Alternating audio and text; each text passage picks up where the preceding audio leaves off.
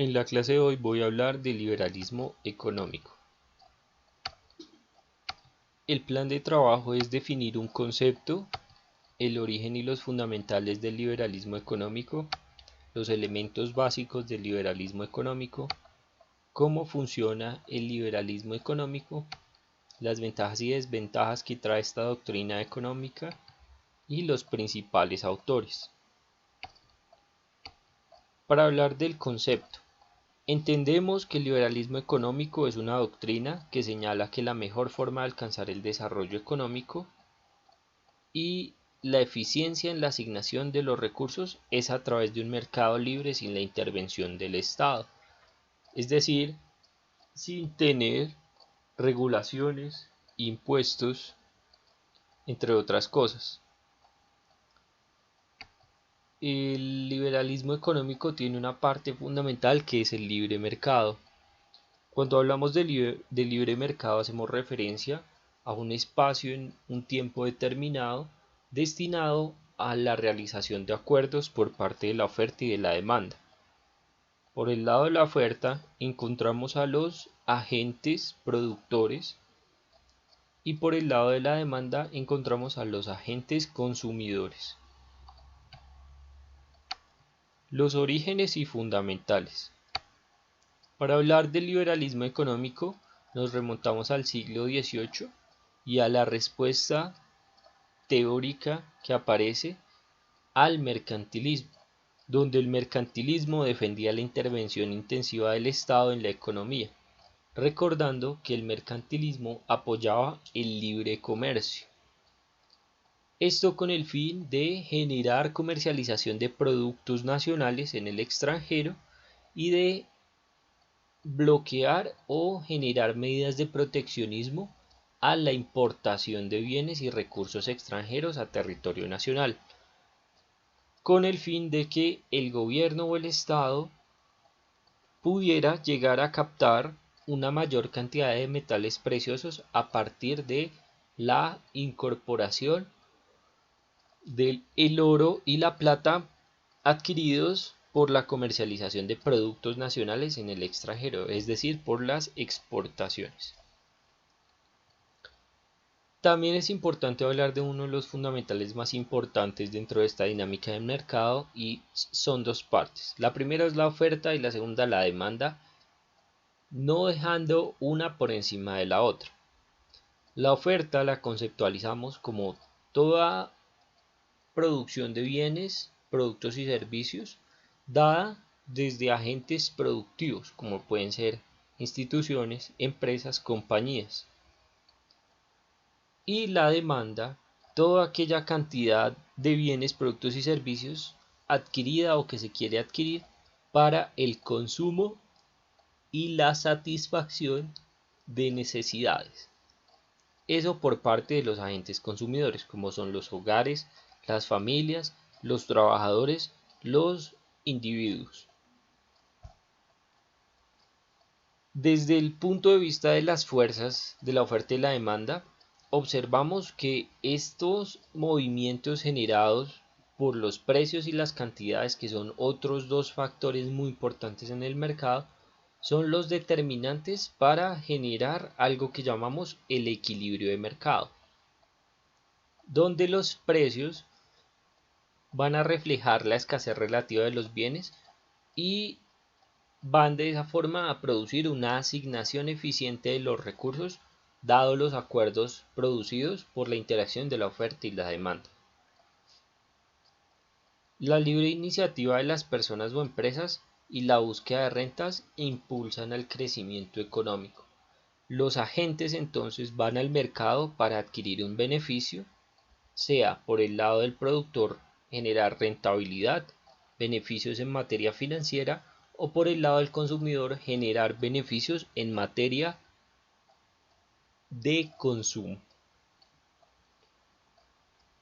La finalidad de ofertar productos en el mercado por parte del productor va a estar dada con la necesidad de ganancias y de adquirir bienes, productos y servicios por parte del consumidor tiene el fundamental de satisfacer necesidades. El, el libre comercio nos permite establecer relaciones comerciales con cualquier tipo de ente. Es decir, productores nacionales, si tienen la capacidad de comercializar productos en el extranjero y existen las condiciones o los fundamentales del liberalismo económico enfocados al libre comercio, se van a generar acuerdos comerciales entre los productores nacionales y agentes externos a la nación, con la finalidad de que estos puedan obtener un beneficio extra o adicional por la comercialización de los productos en el extranjero. Adicional que puede adquirir mayor reconocimiento en el mercado, una mayor porción de mercado, una participación adicional en mercados extranjeros. Además, por el lado de los consumidores, el libre comercio permite la adquisición de bienes, productos y servicios del extranjero, bienes que no se producen a nivel nacional. A materia de ejemplo, cuando usted quiere adquirir algún tipo de producto que no es hecho en Colombia, puede ser tecnología, puede llegar a ser mucho más factible adquirir un producto extranjero que a nivel nacional. Por lo tanto, los precios en un lugar donde se produce van a ser mucho más competitivos que en el lugar donde no se produce. ¿Por qué? Las restricciones dadas al, a la comercialización de los productos pueden estar enfocadas en materia tributaria, en materia de aranceles para el comercio exterior. Cuando usted va a importar un producto, tiene que pagar algo que se denomina arancel. Es un tipo de impuesto al comercio, a la importación de productos extranjeros. Esto hace que el precio sea un poco menos competitivo y además si está inmerso en la recomercialización dada por un comerciante nacional, ese producto va a reflejar ganancias adicionales para el comerciante, por lo que va a haber un precio acomodado por la comercialización interna mucho más alto que por la importación, aun cuando tiene aranceles.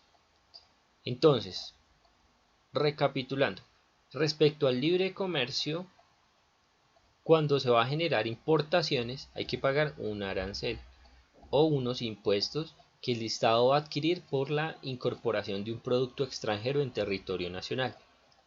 El comerciante entonces, que es el que posiblemente vaya a comercializar a nivel interno ese producto, va a generar un incremento en el precio para obtener una ganancia. Por lo tanto, se hace mucho más fácil adquirir un producto en el extranjero para incorporarlo a nivel nacional y usarlo como consumidor que adquirirlo vía nacional. Las ventajas comparativas. En cuanto a las ventajas comparativas, vemos que algunos países tienen la capacidad de producir muchos más bienes que otros. Es decir, la especialización de la producción hace referencia a que un país, dadas ciertas condiciones en materia productiva, tiene una mayor capacidad o facilidad para producir un bien o generar un servicio. Si en un país es mucho más fácil producir café que realizar computadores,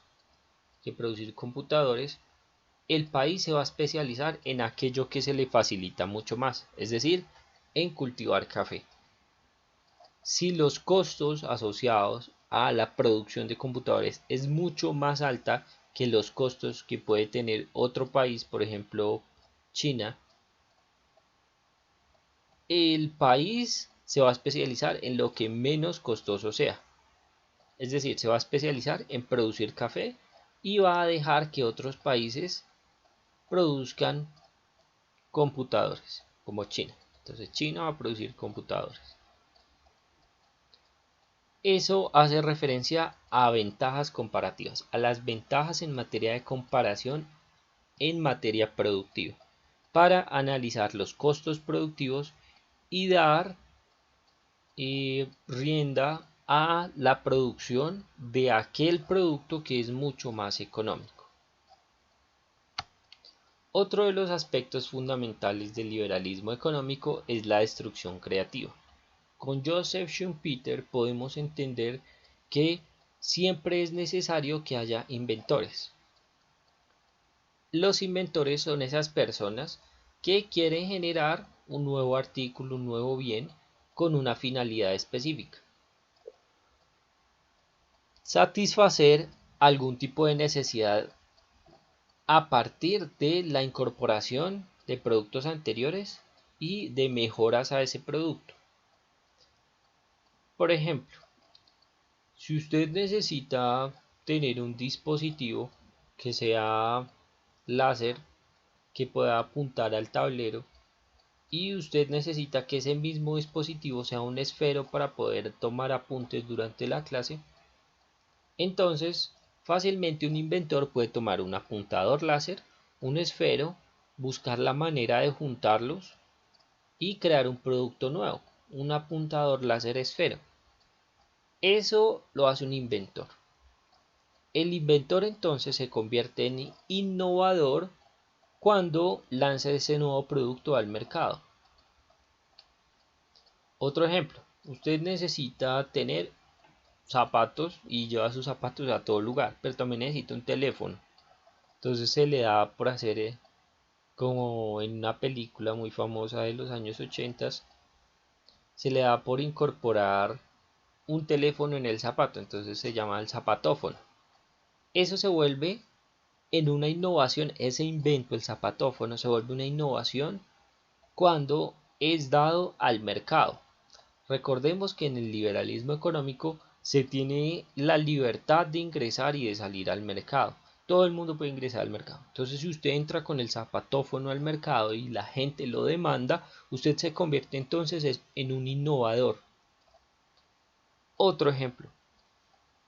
En materia de telefonía móvil, usted encuentra que los teléfonos avanzan en materia de tecnología muy rápido, demasiado rápido, tanto que usted se compra un celular el día de hoy y probablemente en una semana salga una versión un poco mejorada o mucho mejor de la versión que usted acaba de comprar o compró el día de hoy. Eso hace que esa innovación dada en el mercado en la siguiente semana haga obsoleto el equipo o el dispositivo que usted adquirió el día de hoy. Eso lo entendemos como la destrucción creativa, como aquellos productos innovadores, esos inventos que se convierten en innovación porque salen al mercado y hacen que los factores o los bienes dados actualmente se vuelvan obsoletos. Los elementos básicos del libre mercado, del liberalismo económico. La libre interacción de la oferta y la demanda. La oferta y la demanda deben gozar de esas garantías a nivel social para poder generar los acuerdos necesarios o los procesos de negociación necesarios para establecer un nivel de precios. ¿Cómo? Estos acuerdos se dan en materia de producción y en materia de consumo. El productor llega al mercado con la finalidad de obtener un beneficio, una rentabilidad, y el consumidor, que es el lado de la demanda, llega al mercado con la idea de adquirir bienes, productos y servicios para satisfacer sus necesidades. Por lo tanto, cuando el oferente saca una cantidad de productos, va a establecer un precio teniendo en cuenta una estructura de costos. Y el consumidor llega al mercado con una restricción presupuestal. La restricción presupuestal está dada a partir de los ingresos que el individuo o el agente consumidor puede llegar a tener. Entonces, esa interacción se da cuando la cantidad de productos es muy amplia o es muy reducida. Cuando es muy amplia la cantidad de productos ofrecida, suponemos que puede llegar a ser que el precio sea bajo. Entre menos escasez haya un producto, vamos a entender que el precio va a ser más económico. Esto tiene ciertas características, como una estructura de costos reducida, porque la cantidad o la gama es muy amplia. La cantidad de productos o la gama de productos es muy amplia. Por lo tanto, si hay muchos productos, mucho de algo, eso va a tender a no tener un precio. Recordemos la clasificación de los bienes. Hay bienes libres y bienes económicos. Los bienes libres son aquellos que no tienen precio porque su consumo, la adquisición de ese producto es libre, es gratuita. Todo el mundo puede adquirir ese tipo de productos. Por ejemplo, el aire.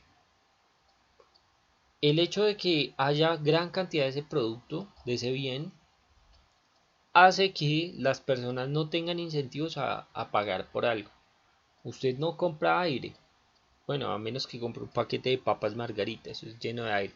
Pero usted no compra aire, oxígeno, usted no compra eso, porque se supone que es un bien libre, un bien que no tiene un precio.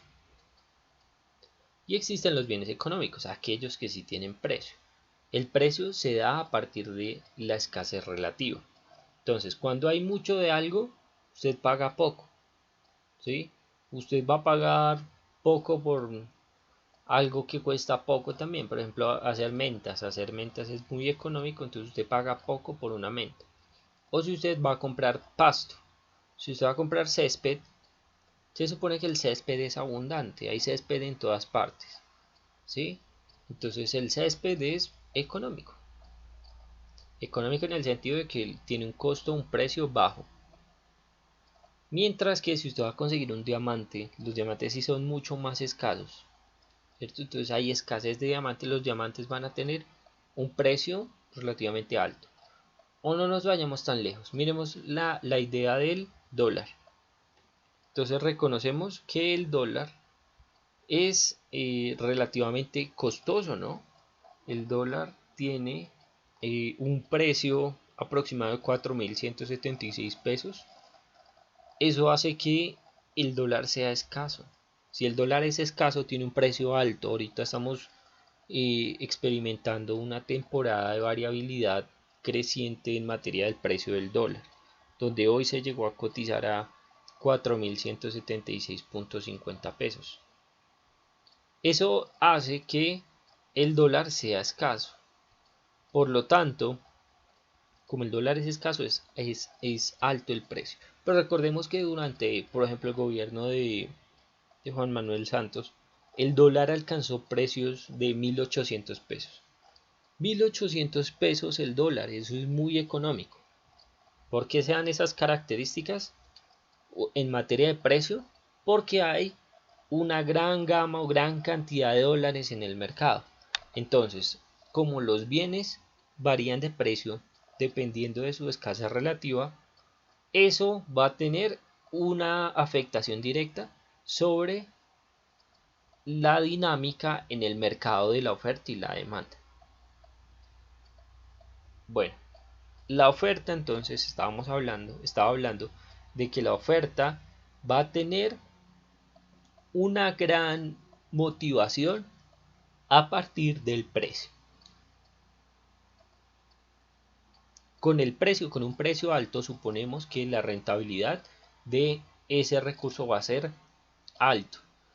Y el precio alto también por el lado de la demanda, por el lado del consumidor, va a generar desincentivos a la adquisición de esos productos. Es decir, cuando usted encuentra como consumidor que un precio es alto, va a tender a buscar alguna forma de sustituir ese consumo por otro bien.